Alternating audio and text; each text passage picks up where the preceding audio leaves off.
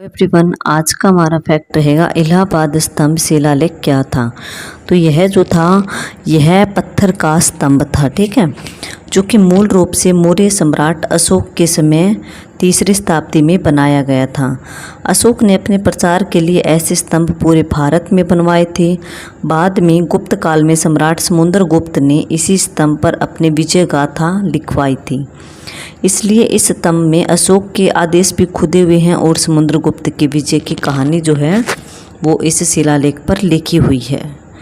समुद्रगुप्त का यह शिलालेख उसके दरबारी कवि हरिसेन ने लिखा था और संस्कृत भाषा में लिखा था और इसकी शैली क्या है, प्राकृतिक। इस शिलालेख को पढ़कर हमें समुद्रगुप्त के बारे में क्या क्या बातें पता चलती है वो देखते हैं। तो इसके बारे में हमें पता चलता है कि इसने उत्तर भारत की विजय की थी, जिसको कि आर्यावर्त विजय बोला जाता है, और इसने दक्षिण भारत की विजय की थी। तो इसमें अंतर क्या है कि उत्तर भारत की विजय जो की थी वहाँ पर राजाओं को हराकर अपने साम्राज्य में मिला लिया, लेकिन दक्षिण भारत के जिन जिन राज्यों को इसने जीता था इसने अपने साम्राज्य में नहीं मिलाया, बल्कि उन्हें कर देने वाला अपने अधीन बना लिया। मतलब कि अपने साम्राज्य में नहीं मिलाया, बल्कि वहाँ के राजाओं को ये कहा कि तुम मुझे टैक्स दे दो। सीमांत और विदेशी राज्यों पर भी समुद्रगुप्त ने जीत हासिल की थी, जैसे कि नेपाल, असम, कामरूप, बंगाल और सीमा से लगे कई गणराज्य समुद्रगुप्त के अंडर में थे।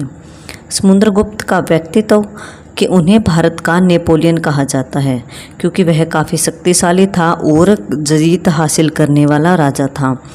यह एक अच्छा योद्धा भी था, एक कला प्रेमी भी था।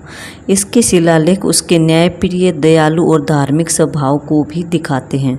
मतलब इसके जो अभिलेख हैं, शिलालेख पर जो बातें लिखी हुई हैं उनसे पता चलता है कि समुद्रगुप्त न्यायप्रिय शासक था, दयालु भी था और धार्मिक स्वभाव का था।